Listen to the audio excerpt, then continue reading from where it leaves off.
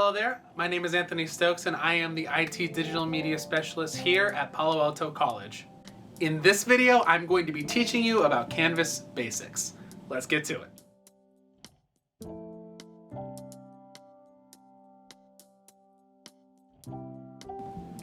So to start off with Canvas basics, the first thing I'm going to show you is your dashboard. Now, the cool thing with your dashboard is you're obviously able to customize it. You're able to change the colors of the courses, you're able to move the courses, whether you want them to move up or down or left or right, or move to the bottom, or move anything like that. Let's say, this Anthony's Magnificent course, we want this to be moved all the way to the top. There we go. But one question I get asked is, how do I favorite and unfavorite courses? And how am I able to remove courses that I've already taught and bring in the new courses that I want to add on to my dashboard? Well, if we go to courses and we go to all courses, this actually shows every course that you've ever either taken or have been teaching. So it even shows whether or not the course has been published or not. So if you're looking for an unpublished course, you're able to filter it out like that. Let's say I wanted to remove Canvas resources. I could do that from here. I want to keep that on there. Now, like I said, if I wanted to add any course that I was part of to my favorites or to my dashboard, I'm able to do this right here. In order to remove it from the dashboard, all I would do is just unselect this little thing right here, which is a favorites. But I want to keep this as my favorite right here. So this is how you would change it right there. So here we are actually in the course, and I'm going to show you how to update your homepage. Really, it's just the editing basics. So here's everything that's on the Palo Alto College template, but let's say we wanted to change the name of something right here. So what we're going to be doing is titling the name of this course, don't even know how to spell my own name, Anthony's Magnificent Course. So there we go right there. We have it all changed, but as you can see above here, it allows us to add a couple different things and make changes. So let's say we don't want it as a heading 2, we want this as a heading 3, we want this as a heading 4, anything like that. If we want to change the fonts, if we want to make it bold or italicized or underline, or maybe all three, why not? We'll go ahead and get that all situated right there. You can even change the color. You can add an equation or a subscript if you want to. You can even link that specific text right there for you.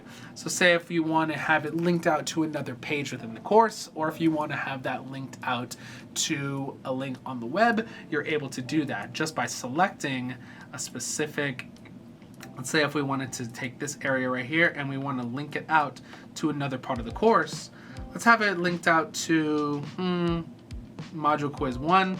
There we go. So now that area is now hyperlinked. So now whenever a student wants to go to the quiz, they can just click right there.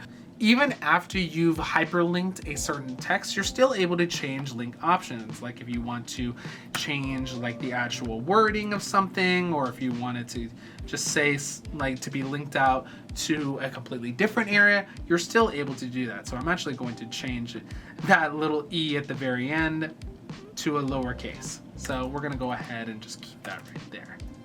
Why not? We'll go ahead and replace that. So we went ahead and saved those changes, and now you can see that it says Anthony's Magnificent Course right here, and all the changes that we made have now been saved. You're also able to change the pages that are right over here for your students to be able to view. Now the way you would change that is you would go to your settings, and you would go to navigation. Now this allows you to move any one of these choices or any one of these pages to up here to the actual viewable pages, or if you want to, you can even remove any one of these pages.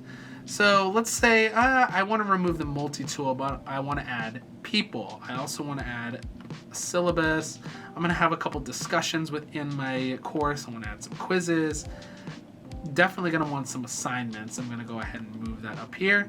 And so now all of those things that we just added are now going to be moved right here. So let's go ahead and save these changes that we just did. And now you'll notice over here, the assignments, the quizzes, everything has just changed to where we're now able to see everything right over here. That is how you would change your navigation bar in your course.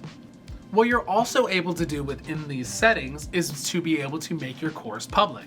Now let's say you don't necessarily want this Canvas course to be strictly just for students, but you want anybody with the link to be able to view it.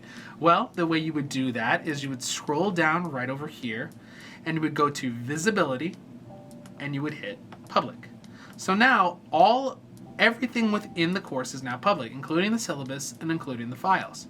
So now we're going to go ahead and update those course details. And now this course is completely public. Now let's say we wanted to add somebody to this course. Well, the easiest way to do that is go to People. And as you can see, we already have a couple of people already registered within this class. But let's say we wanted to add an observer. Well, I'm going to go ahead and add somebody that I want right here. In this case, I want to add, let's add my friend Chris, who is also part of the TLC, and we'll add him as an observer. And so what I do is I go to the login ID and type in his login, or really the first beginning parts of his Alamo EDU email. Go ahead and hit next, and there we go. Chris Sosa is now going to be added as an observer. And there he is. He has just now been added as an observer. Now this is all very good, but let's say that we wanted to add somebody that wasn't part of the Alamo colleges. Well, the way you would add them is whenever you add somebody, instead of going to login ID, you can actually do it through the email address. So we'll go ahead and make up with a fake email real quick, and we'll add this person as a student.